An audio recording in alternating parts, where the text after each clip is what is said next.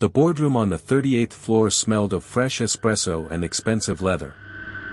14 executives sat frozen in their ergonomic chairs as 6-year-old Lily Reeves pointed straight at Vanessa Park and said in her small clear voice, "Ma'am, my dad has a watch exactly like yours." Vanessa's face drained of color. The titanium Patek on her wrist had been one of 2 ever made. The second should have gone down with a crashed Gulfstream 8 years earlier, along with the man declared dead in the official reports. She had no idea the quiet single dad she was about to fire was the founder whose name had been erased from the company he built from nothing. What was the one small object that had kept him going through every silent year? 3 weeks earlier none of this had happened yet. Ethan Reeves had been pushing a gray cleaning cart down the marble corridors of the Apex Tower every night from 11 until 6. Faded navy coveralls, scuffed work boots, lunchbox in one hand, the faint scent of lemon disinfectant trailing behind him. Most people looked straight through the night janitor. That was fine with Ethan. He preferred the quiet. At home each morning he still made peanut butter sandwiches for Lily with the crusts cut off exactly the way she liked. She was 7 now and believed her father simply fixed things so the lights stayed on. She never asked why he sometimes stared at the same folded piece of paper before tucking it back inside his shirt pocket against his chest. The letter had been written by her mother on the night before the accident. Ethan had carried it for 8 years like a second heartbeat. The tower itself had once been his. He built the core software that ran the building's smart systems from a 2-room office on 14th Street. Every patent, every line of original code carried his name. Then came the boardroom coup, the doctored sale documents, the convenient plane crash that let the new owners wipe the history clean. Ethan walked away with nothing but the titanium watch, a 6-month-old daughter, and the letter. So when the night shift cleaning contract opened up, he took it. Some debts are collected 1 floor at a time. Vanessa Park had never met him.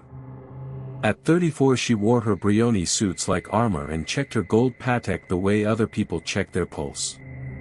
She had paid $42 million for a company she believed started in 2017.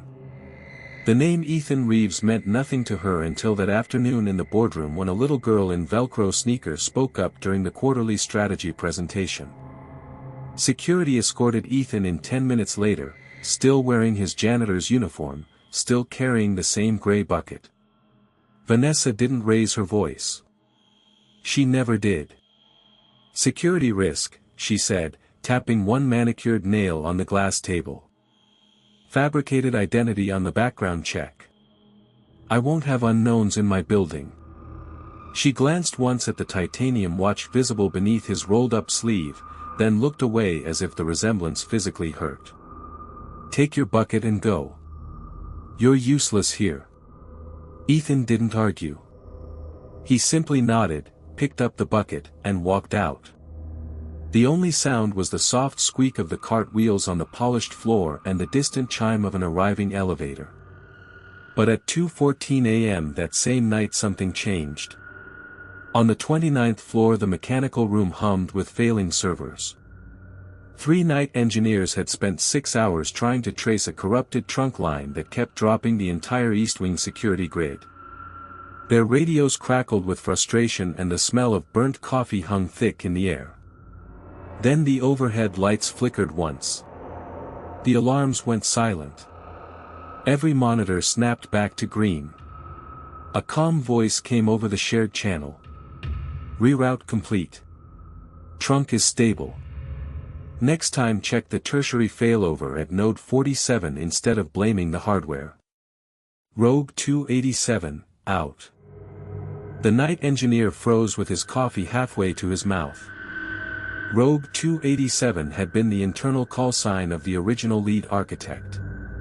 The man who wrote the building's nervous system 8 years before any of them were hired. By the time they reached the mechanical room, the only trace left was a faint citrus smell from the cleaning solution and a single perfectly coiled cable lying on the workbench. No one saw his face. Ethan was already 3 floors down, pushing his cart again, the folded letter warm against his chest like it always was. He still had 10 more nights before the next board meeting. 10 more nights to walk the same corridors everyone else ignored. 10 more nights to open the hidden archive cabinets that only a janitor's master key could reach. Inside those cabinets waited the original patent ledgers, the time-stamped emails, the tampered transfer document with the forged signature that had stolen everything. The letter stayed folded. The watch stayed hidden beneath the sleeve of his coveralls. And every morning at 7:15 he still cut the crusts off Lily's peanut butter sandwich while she practiced spelling her last name at the tiny kitchen table. Reeves. A name no one in this building had spoken in 8 years. Until now. The polished brass elevator doors sighed open on the executive level at 4:47 a.m. Ethan stepped out with his buffer, the low hum of its motor the only sound in the empty corridor. He had exactly 23 minutes before the first security sweep. That was enough. He knelt beside the mahogany credenza outside the corner office, unscrewed the access panel with 2 precise turns of a flathead no wider than a credit card. The faint citrus scent from his solution bottle drifted up as he worked. Behind the panel sat the original fiber backbone splitter, the one the new consultants had replaced with cheaper hardware that would fail again in 90 days. Ethan's fingers moved like they had done this 1,000 times before. They had. He swapped in a fresh attenuator, resealed the panel, and stood. The letter in his breast pocket shifted against his ribs, a small rectangle of paper that still carried the faint trace of his late wife's perfume after all these years. He was pushing the buffer back toward the service elevator when the stairwell door banged open. Marcus Hale strode through in a charcoal Brioni suit that cost more than Ethan's truck, Italian loafers clicking sharply on the marble. The Patek Philippe on his wrist caught the emergency lighting like a tiny blade. Marcus was 34, freshly promoted to vice president of operations, and he still believed the building's success belonged to the men in corner offices. Janitor. Marcus's voice cracked like a whip. This floor is off limits until 6. Corporate policy. You know that. Ethan kept his head down, the brim of his bald cap shading his eyes. Finishing the wax on the south corridor, sir. Won't be but 5 minutes. Marcus stepped closer, the smell of his expensive cologne cutting through the cleaner citrus. I said off limits. Do I need to call your supervisor? Or should I just have security escort you out with the rest of the overnight trash? The buffer's motor whined down as Ethan killed the switch. He straightened slowly. Understood. Marcus's lip curled. You people never learn. This isn't a charity. It's a $28 million property. Every second you waste polishing floors we don't need polished costs money. Real money. Now take your bucket and go before I make sure you never come back. Ethan simply nodded. The folded letter felt heavier now, pressing against the place where his daughter's latest spelling test waited in the same pocket. Lily had written Reeves in careful purple crayon across the top. He turned the buffer around and wheeled it away. The only sound was the soft squeak of rubber wheels and the click of Marcus's Italian shoes as he disappeared back into the stairwell, already scrolling through his phone. But at 6:12 a.m. the first mini-crisis hit. The overnight logs showed an unauthorized access attempt on the executive server cluster. 3 failed logins, then a ghost IP that vanished like smoke. The head of cybersecurity, a woman named Vanessa Park who wore her skepticism like armor, stormed into the ops bullpen waving a tablet. Someone was inside the root partition at 4:51. They didn't steal data. They left a breadcrumb. A single line of commented code that reroutes every future audit trail through node 47. That node hasn't existed on paper in 7 years. Vanessa's voice carried down the hallway where Ethan was now emptying trash bins. He didn't look up. But Marcus had arrived early for once, cuffs rolled once, tie still loose. He snatched the tablet. Trace it, he snapped. I want names. I want badges pulled by lunch. Ethan moved to the next bin, the citrus smell trailing him like a ghost.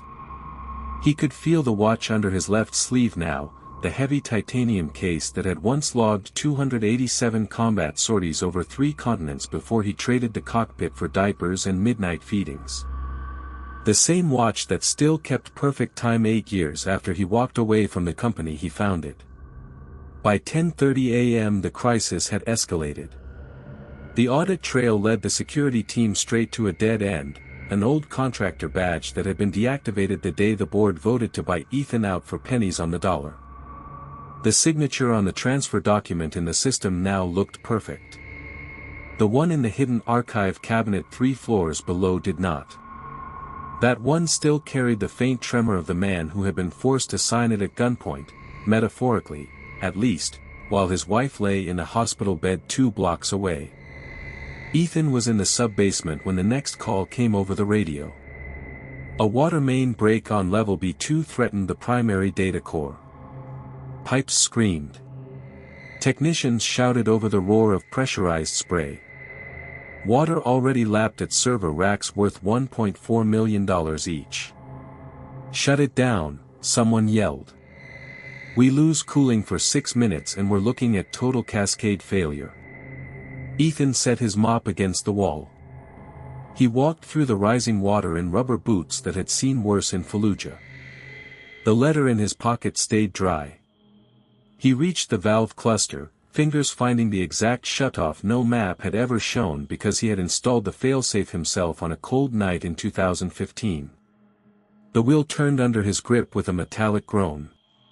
The spray died to a trickle, then nothing.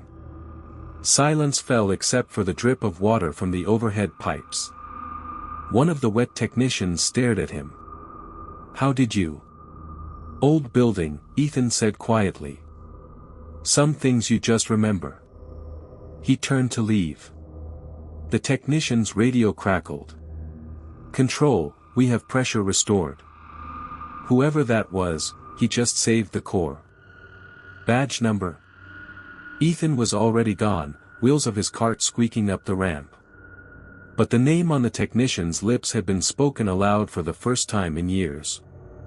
Reeves. Back on the main floor at 1:17 p.m., Marcus stood in a glass-walled boardroom rehearsing his presentation for next week's investors.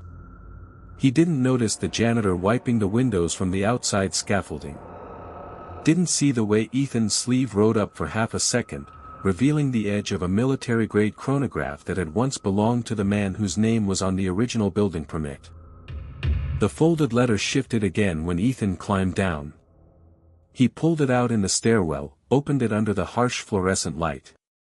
Lily's kindergarten drawing filled most of the page, stick figure daddy in a cape, stick figure mommy watching from a cloud, and the words, "My hero flies at night," in her careful hand.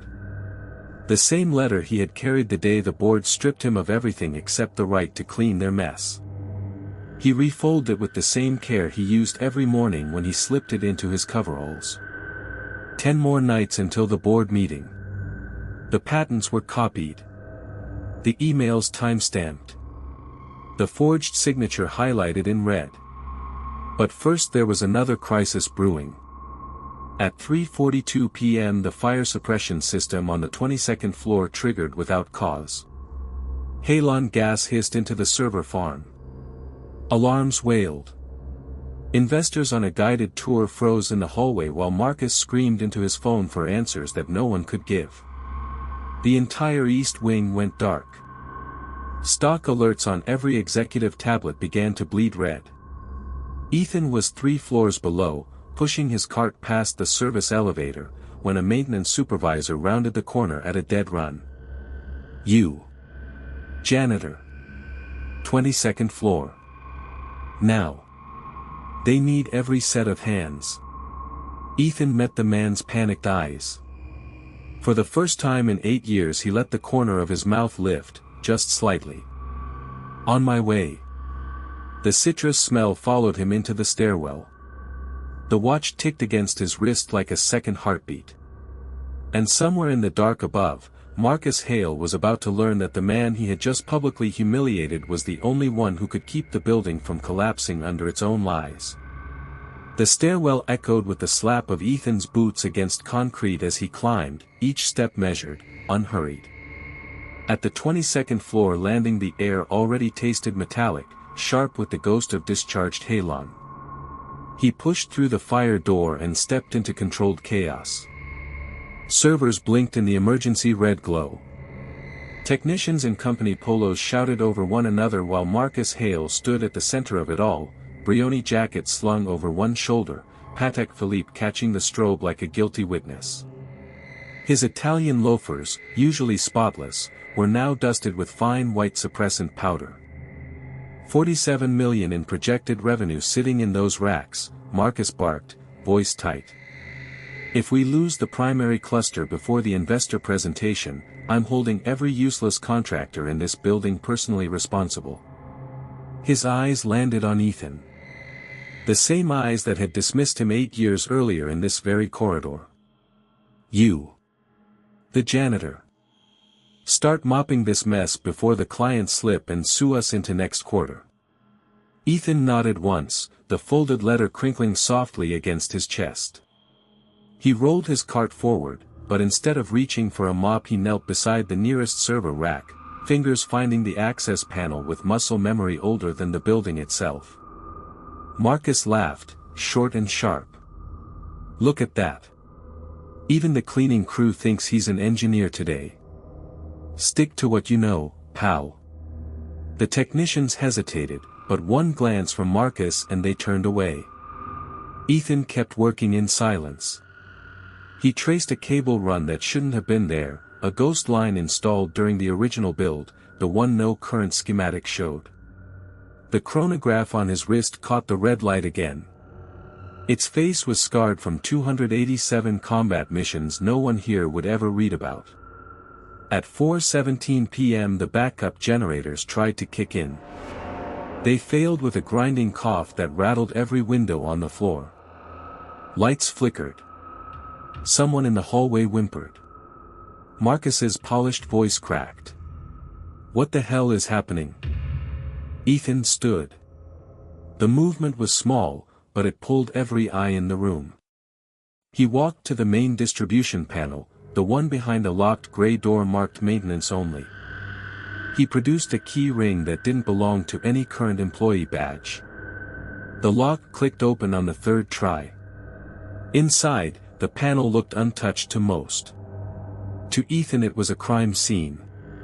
Someone had rerouted the failover through a cheap aftermarket relay. The kind installed to cut costs. The kind that would fail exactly when the board needed the system to shine. He began flipping breakers in a sequence only he seemed to understand. Each snap sounded like a judge's gavel in the sudden quiet. Marcus stepped closer, the citrus scent of Ethan's cleaning solution cutting through the chemical bite of halon. I said mop, not play with electrical. You want to get us all killed? Ethan didn't look up. Relays fried. Cheap part. Installed March of last year under emergency budget override 7742B, same day your signature appears on the authorization, Mr. Hale. The words landed like dropped tools. Marcus's face tightened, but before he could respond the main lights surged back. Servers hummed to life in a rising chorus. One by one the red stock alerts on the tablets around the room shifted to cautious green. A young technician whispered, "He just saved the cluster." Another added, louder, "How did a janitor even know about override 7742B?" Ethan closed the panel. The folded letter shifted again as he straightened. He could feel Lily's crayon words against his sternum, the same paper that had been tucked inside his flight suit the night his own company had been taken from him. The night the board had voted to credit Marcus Hale with every patent Ethan had filed in secret. Marcus stared at the now stable racks, jaw working. For a moment the polished VP looked almost human, confusion cutting through the arrogance. Then the mask slid back into place. "Someone get this man a bonus," he muttered, already turning toward the investors gathering in the hallway. $10 should cover it. But Ethan caught the flicker, the half-second when Marcus's eyes dropped to the military chronograph now fully visible on Ethan's wrist. Recognition tried to spark and died under layers of denial. The group began to disperse. Ethan pushed his cart toward the service elevator, the wheels squeaking the same 3 notes they always did. In his pocket the letter waited, its edges softening with years of quiet handling. That night, at 2:14 a.m., Ethan sat alone in the empty break room on sublevel 2. The building slept around him, but the servers he had just saved kept whispering through the vents. He unfolded the letter under the same fluorescent hum that had witnessed his fall. Lily's drawing had faded in places, the cape on the stick figure daddy now more gray than black. "My hero flies at night," it still said. He ran a thumb across the words, the paper as familiar as the weight of a throttle in his palm. A soft footstep made him look up. Marcus stood in the doorway, tie loosened, the Brioni jacket now wrinkled. No entourage. No phone. Just the man who had once called Ethan's life's work scrap metal. No value. Marcus cleared his throat. The sound was small in the vast quiet. "I saw the watch," he said. His voice lacked the boardroom bark. "That chronograph. Only 20 were issued to the original Shadow Wing test pilots. I thought the program was a myth." Ethan refolded the letter with deliberate care, tucking it back inside his coveralls. He said nothing. Marcus took one careful step closer. The Italian shoes left faint powder prints on the linoleum. 8 years ago I told the board you were unstable. That your refusal to sign over the final patents proved you couldn't be trusted with the company you built. He swallowed. I believed it then. Or I told myself I did. The watch ticked between them, steady as rotor blades at altitude. Marcus continued, almost whispering now. Tonight, when everything started to die, I remembered something my old mentor used to say. The building remembers its first hands. I think those hands might still be here, mopping floors and saving my ass. Ethan finally met his eyes. The corner of his mouth lifted again, the same half-smile from the stairwell hours earlier. 10 more nights until the board meeting, Mr. Hale. Marcus nodded slowly, as if the number carried weight he was only beginning to feel. He turned to leave, then paused. That letter. You've carried it every shift I've seen you work. What is it? Ethan's hand went instinctively to his chest. The paper was warm now, alive with memory. A promise, he said simply. To a little girl who thinks her dad still knows how to fly. Marcus's shoulders dropped a fraction. The Patek on his wrist suddenly looked too heavy. He opened his mouth, closed it, then offered the closest thing to an apology the hallway had ever heard from him. I'm beginning to think I owe more than $10. He disappeared into the corridor without waiting for a reply. The citrus scent lingered after him, mixed now with the faint smell of expensive cologne and something new, regret maybe, sharp as ozone after lightning. Ethan remained seated until the wall clock read 3:07 a.m. Then he stood, rolled his cart toward the next floor, and began the nightly ritual that had kept the building breathing for 8 quiet years. 3 nights later another crisis arrived, smaller but sharper. At 11:19 p.m. the climate control system on the executive level began pumping superheated air into the server cooling loops. Temperatures climbed past 117 degrees Fahrenheit. Warning emails flooded every inbox with the same subject line, thermal event, imminent failure. This time Marcus didn't scream. He simply appeared at the service elevator as Ethan stepped off, the folded letter once again shifting in his pocket like a co-pilot checking altitude. Same signature on the work order, Marcus said without preamble. His voice was lower now, almost conspiratorial. My name again. But the handwriting on the margin notes, "It's not mine." Ethan studied him for a long second. The man in the now rumpled Brioni suit looked less like an antagonist and more like someone watching his own reflection crack. "You kept the original blueprints," Ethan said. "It wasn't a question." Marcus nodded. "In a safe no one else knows about. I told myself it was insurance. Now I'm not sure what it was." Together they walked the dim corridor. The air grew thicker, warmer, carrying the faint chemical bite of overheating circuits. At the climate control junction Ethan removed a panel that required a torque sequence discontinued in 2016. His fingers moved with the same precision that once guided million-dollar prototypes through night skies no radar could track. Marcus watched in silence as Ethan isolated the sabotage, a small logic board spliced into the main line, its serial number filed off but its installation date matching the exact week the board had voted to erase Ethan's name from every patent. When the fans finally spun down and cool air began to flow again, Marcus exhaled like a man surfacing from deep water. "I don't know how to undo 8 years," he said quietly. The Italian shoes scuffed the floor, no longer proud. "But I'm starting to see what I took from you. From your daughter's father." Ethan wiped his hands on a rag that smelled of citrus and old steel. The letter pressed against his heart like a steady hand on his shoulder. 6 nights left, he replied. Marcus didn't argue. He simply stepped aside, letting the janitor push his cart past. But as Ethan walked away, he heard the CEO's voice one last time, softer than any boardroom command. "Tell me her name. The little girl in the drawing." Ethan paused under the emergency exit sign, its red glow washing over the faded edges of the letter he now held openly in his hand. "Lily," he said. The name echoed down the empty hall like a call sign returning home. "She's 7 now. Still believes heroes wear capes and fly at night." Marcus stood motionless as the service elevator doors closed behind Ethan.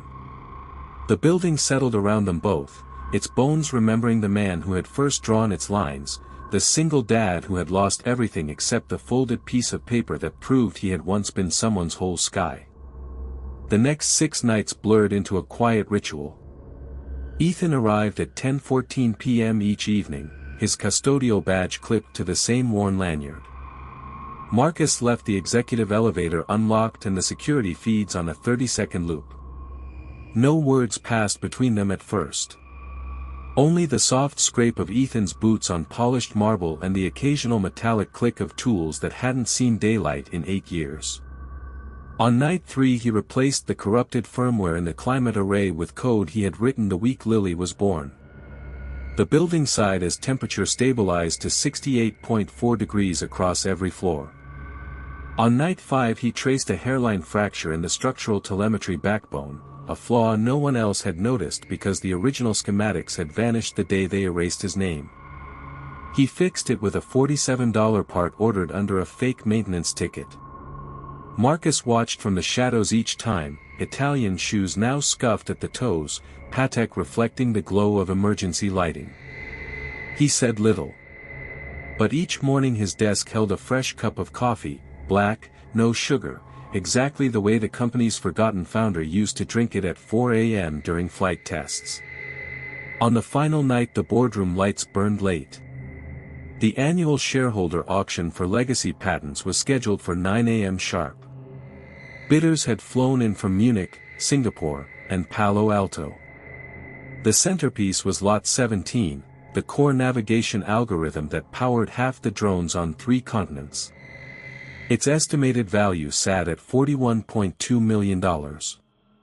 The auction room smelled of fresh espresso, leather briefcases, and quiet arrogance. Ethan pushed his cart through the service door at 8:47 a.m. The same dozen executives who had voted him out 8 years earlier filled the walnut-paneled room. They wore Brioni cuts and confident smiles. One of them, a silver-haired VP named Hargrove, laughed loud enough to echo off the glass wall overlooking the city. "Still pushing that broom, Reeves. Some men never learn their place. Marcus stood at the head of the table, knuckles white on a leather folder. He said nothing as Ethan stopped beside the podium where the auctioneer was preparing the gavel. The auction began. Bids climbed past 20 million. At 28 the room grew hushed. Then Ethan raised one calloused hand.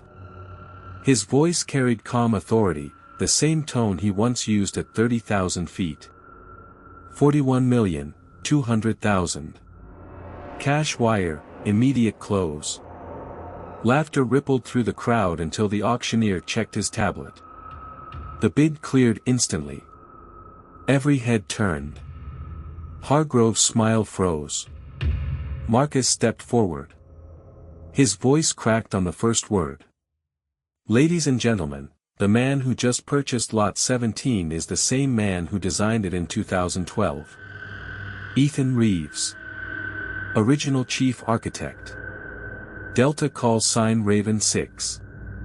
The patents we stripped from him. They were always his. The algorithm we tried to auction. It contains a dead man lock he wrote himself. Without his private key it breaks in 90 days. Silence swallowed the room. Ethan pulled the folded letter from his breast pocket, the one Lily had drawn at age 4. The crayon airplane still glowed against the faded construction paper. He laid it gently beside the gavel. Marcus turned to him first, privately, eyes wet. I'm sorry, Ethan.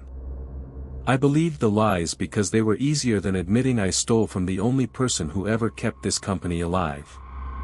I took your name. I took your future. I took nights you should have spent with your daughter. Forgive me. The words landed like rivets in steel. Ethan met his gaze for a long second, then gave one slow nod. Marcus faced the room. His Italian shoes stayed planted. The Patek on his wrist caught the morning light as he spoke clearly into the open microphone. 8 years ago I stood in this exact room and called a decorated engineer obsolete. I told him his ideas belonged in the scrap heap. That man is standing before you now. He just bought back what was always his. And I was wrong. Publicly, painfully wrong. Effective immediately the company returns every patent, every royalty, and every erased line of credit. Ethan Reeves is restored as founder and majority stakeholder. I tender my resignation to him, if he'll accept it. No one moved. The only sound was the low hum of the building's restored ventilation system, cool air flowing exactly as it had the night Ethan first brought the plans to life. Ethan looked at the letter on the podium. A small smile touched his mouth. He picked it up, folded it once more, and slid it back against his heart. 3 months later the top floor smelled of fresh pancakes instead of corporate espresso. Lily, now 8, sat at a drafting table twice her size, crayons scattered like colorful shrapnel.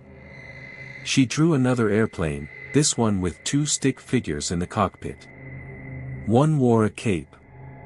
Ethan stood at the tall windows overlooking the city he had first sketched on a napkin in a hospital waiting room. The letter now rested in a simple oak frame on his new desk, the crayon lines protected behind glass.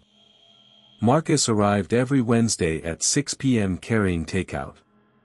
No longer VP, he wore jeans and carried his own toolbox. He and Ethan worked late on next-generation guidance systems while Lily read them bedtime stories about pilots who came home every night. The building remembered both men now. One who had lost everything except a folded piece of paper. One who had learned that the lowest man on the org chart sometimes holds the only key to the sky. And in the quiet hours, when the city lights flickered like distant stars, Ethan would press a hand to the letter and feel the steady weight of a little girl's belief that her dad had never stopped flying. Some debts are paid in boardrooms. Others are paid in crayon on construction paper, carried close to the heart until the world finally sees the truth. Heroes don't always wear capes. Sometimes they wear coveralls, push a cart, and wait for the right night to remind everyone what they forgot.